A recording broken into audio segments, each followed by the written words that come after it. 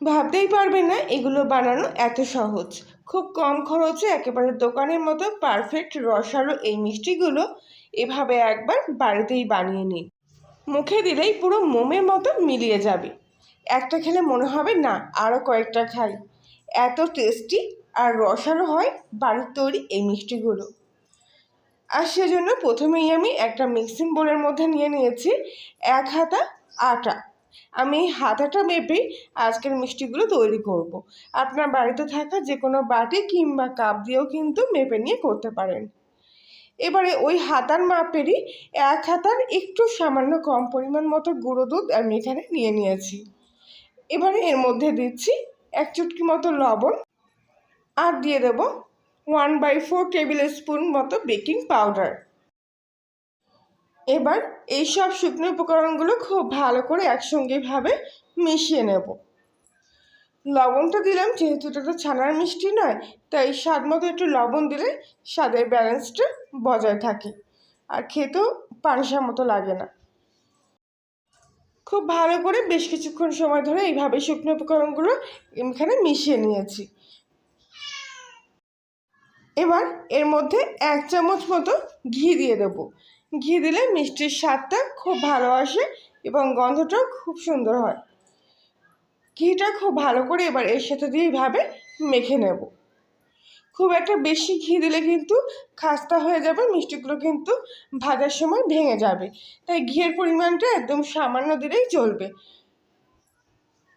এইভাবে ঘিটা দিয়ে খুব ভালো করে এইভাবে মিশিয়ে নিতে হবে। হাতের মধ্যে নিয়ে নিয়ে দেখুন এভাবে একটু ডলা দিয়ে দিয়ে এইভাবে ভালো করে ঘিটা এই সব কিছুর সঙ্গে এভাবে মিশিয়ে নিচ্ছি।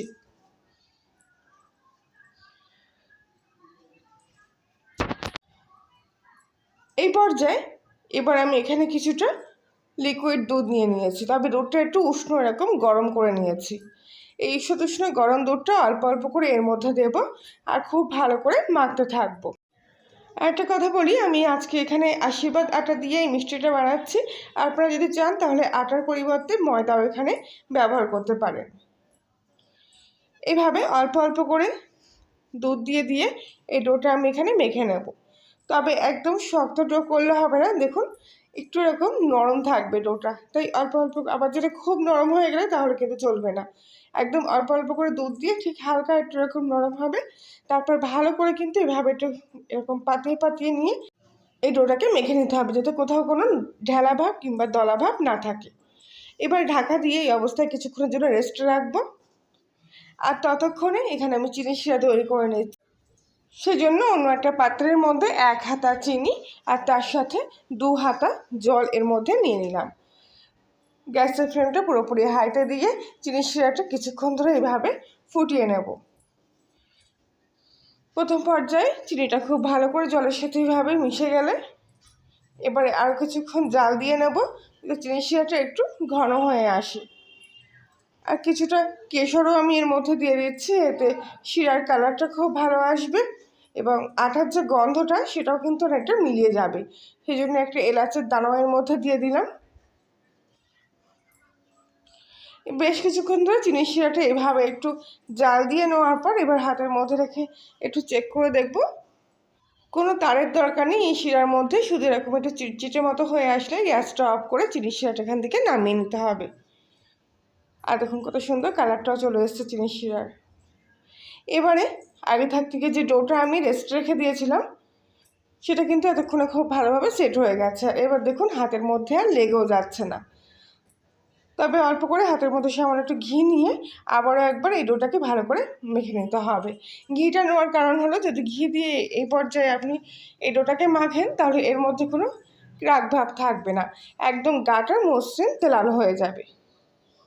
তো যাই হোক, ঘি দিয়ে কিন্তু ভালো করে এই ডোটাকে আর একবার আমি এখানে মেখে নিচ্ছি।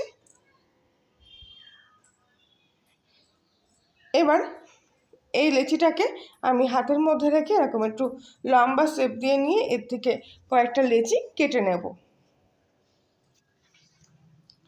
এরকম মাঝারি সাইজ করে লেচি করে কেটে নিচ্ছি, খুব একটা বেশি ছোট করছি না, আবার একেবারে বড় বড় করছি না। এরকম করে নিয়ে 4টে লেচি আমার তৈরি হয়েছে। এই 4টে লেচি হাতের মধ্যে রেখে এরকম গোল গোল বলের মতো করে নিচ্ছি। খেয়াল রাখবেন এগুলোর গা যেন একদম এরকম মসৃণ তেলালো হয়। প্রত্যেকটা বল এইভাবে হাতের মধ্যে ঘুরিয়ে নিয়েছি। এবার এক এক করে এর থেকে মিষ্টিগুলো বানিয়ে নেব। খুব সহজ।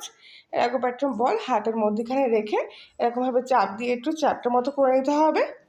তারপরে বেলুন দিয়ে এইভাবে যে বেলুনের আগাটা আছে সেই বেলুনটা দিয়ে এইভাবে ঠিক মাঝখান দিয়ে একটা বড় মতো গর্ত করে নিতে হবে এই মিষ্টিটা।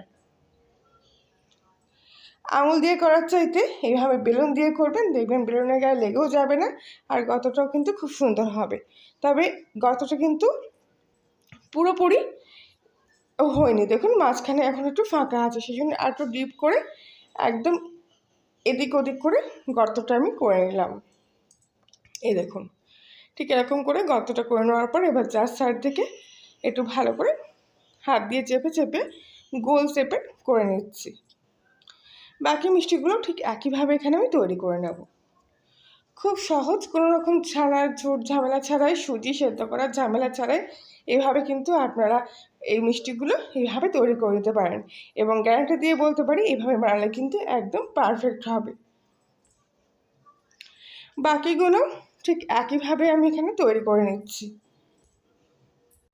এবার কড়াইতে কিছুটা তেল নিয়েছি, তেলটা হালকা একটু গরম হলেই এক এক করে মিষ্টিগুলো আমি তেলের মধ্যে দিয়ে দেব। দেখতেই পাচ্ছেন তেলের টেম্পারেচার কিন্তু একদমই হালকা আছে, যার জন্য এগুলোর মধ্যে কিন্তু এখনো পর্যন্ত হালকা বাবলস তৈরি হচ্ছে। খুব ভালো করে তেলটা এবার এভাবে ঘুরিয়ে নিতে হবে, আর কিছুক্ষণ সিম আছে এইভাবে রেখে দেওয়ার পর দেখবেন মিষ্টিগুলো একদম ফুলে কিন্তু এরকম ডাবল হয়ে যাবে। এবার উল্টো পিঠটাও এইভাবে ঠিক সিম আছে রেখে ভেজে নিতে হবে। কিছুক্ষণের মধ্যেই দেখবেন যখন দু পিঠের কালারটা এরকম হালকা লালচে হয়ে এসছে, তখন কিন্তু গ্যাসের ফ্লেমটা পুরোপুরি বাড়িয়ে দিতে হবে। দিয়ে একটু ভালো করে যদি ডিপ ফ্রাই করতে চান তাহলে এরকম উল্টে পাল্টে ভালো করে লাল করে ভেজে নিতে হবে। আর যদি মনে করেন না এরকমই কালার রাখবেন তাহলে এখনই নামিয়ে নিতে পারেন। তবে আমি এখানে আজকে মিষ্টিগুলো একটু কালচে মতো করে তৈরি করছি, দেখতে যেতে ভালো লাগে, আর সেজন্য গ্যাসের ফ্লেমটা পুরোপুরি হাইতে দিয়ে এইভাবে ভেজে নিলাম। এতে কি হয়, ভেতরটা কিন্তু শক্ত হয়ে যাবে না, সুতরাং চিনি শিরাটাও কিন্তু খুব ভালোভাবে প্রবেশ করবে। ভাজা মিষ্টিগুলো এবার আমি তেল থেকে ছেঁকে নিয়ে তুলে নিচ্ছি।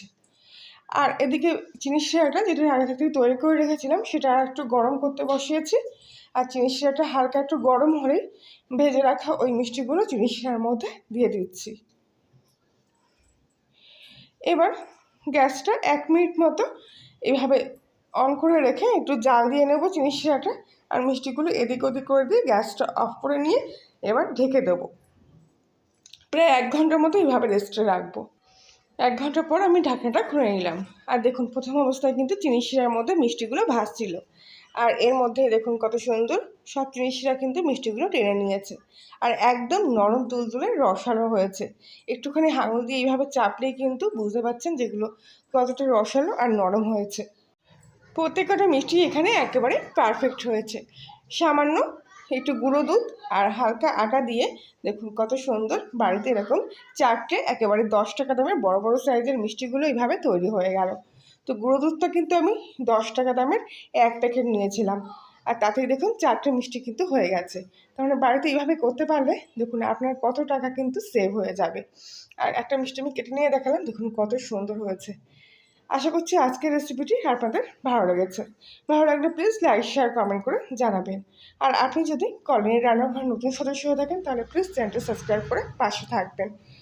তাহলে বন্ধুরা আজকের মতো এই পর্যন্তই, সবাই ভালো থাকবেন।